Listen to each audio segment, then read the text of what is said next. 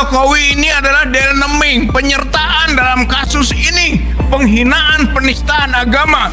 Dan ini bukan yang pertama, sudah berkali-kali. Oleh karena itu ini momennya, ini saatnya jihad fisabilillah, memerangi Jokowi, memerangi Wahyudi, memerangi orang-orang zalim yang memusuhi agama Islam di Indonesia ini. Allahu Akbar, Allahu Akbar, Allahu Akbar. Unsurnya terpenuhi, kita akan gaspol. Intinya itu aja. Jadi sekali lagi, sudahlah Pak Jokowi, 2 bulan lagi Anda kelar. Sudahlah, jangan membuat sesuatu yang sifatnya itu rakyat jadi tanda kutip dikibulin.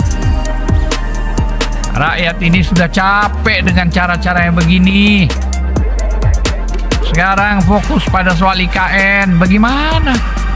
IKN ini juga menyedot biaya yang cukup dahsyat, hampir 90 triliun.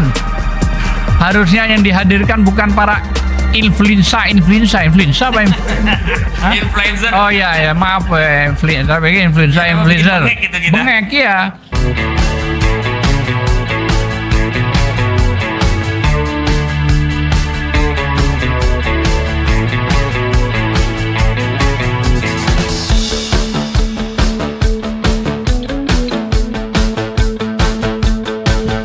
Terima kasih Bang Ozin. Assalamualaikum warahmatullahi wabarakatuh. Waalaikumsalam warahmatullahi wabarakatuh. Alhamdulillah kita berkumpul dalam rangka berjuang bersama, menegakkan agama, menegakkan konstitusi, yang menegakkan kebenaran, kejujuran, keadilan. Insya Allah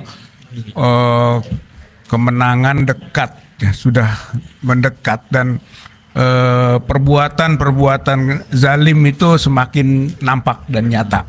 Dan salah satu diantaranya adalah peristiwa pelarangan jilbab upacara HUT 79 di IKN.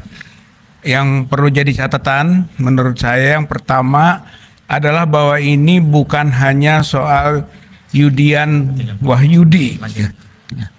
Dia memang menjadi ketua lembaga yang bertanggung jawab.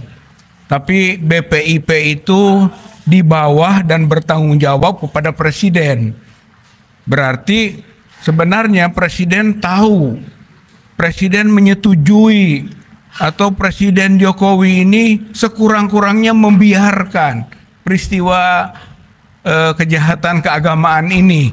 Oleh karena itu dalam konsepsi penyertaan, delneming itu kan, pasal 55, 56 KUHP, Jokowi terlibat gitu. Jadi nggak bisa hanya Yudian Wahyudi, ini menyangkut juga kejahatan keagamaan yang dilakukan oleh Jokowi. Oleh karena itu satu paket yang harus jadi tuntutan kita, yang bagi umat ini adalah perjuangan jihad fisabilillah. Gitu ya. Perjuangan untuk menegakkan agama, memuliakan, membela, ya, daripada perusakan, penistaan, penodaan yang dilakukan oleh orang-orang zalim. Oleh karena itu bagi umat Islam saatnya untuk berjihad fisabilillah melawan proses pemurtadan. BPIP ini Badan Pembina Ideologi Pemurtadan. Jadi dia telah melakukan pemurtadan kepada adik-adik kita, anak-anak kita, dengan cara memaksa melepas jilbabnya. Ini paksaan. Kalau misalnya dikatakan sukarela, itu hoax, bohong besar. Paksaan itu bisa paksaan fisik, bisa paksaan psikis. Dan itu telah dilakukan. Ini terpaksa dia melakukan penandatanganan itu.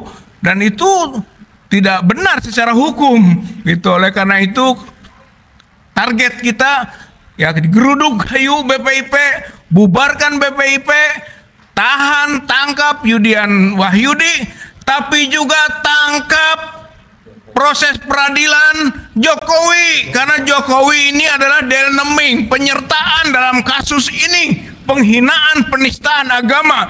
Dan ini bukan yang pertama, sudah berkali-kali. Oleh karena itu ini momennya, ini saatnya jihad fisabilillah, memerangi Jokowi, memerangi Wahyudi, memerangi orang-orang zalim yang memusuhi agama Islam di Indonesia ini. Allahu Akbar. Allahu Akbar. Allahu Akbar. Cukup, Bang? Cukup. Baik, terima kasih. Selanjutnya kepada Sekjen Tim Pembela Ulama dan Aktivis Abang kita, Bang Zamkan. Silakan, Bang. Ya, terima kasih. Bismillahirrahmanirrahim. Assalamualaikum warahmatullahi wabarakatuh. Waalaikumsalam warahmatullahi wabarakatuh. Kalau mengacu pada persoalan jilbab ini memang diatur di surat Al-Ahzab ya, ayat 33 ayat 59. Nabi pun disuruh sama Allah, istrinya, anaknya disuruh berjilbab, menutupi aurat. Ini konteksnya Nabi yang disuruh. Wahyudi ini siapa? Oh, iya. Allah menyuruh Nabi tegas dalam surat Al-Ahzab. Kalamullah Al-Quran. Wahyudi ini Islam enggak? Belajar enggak?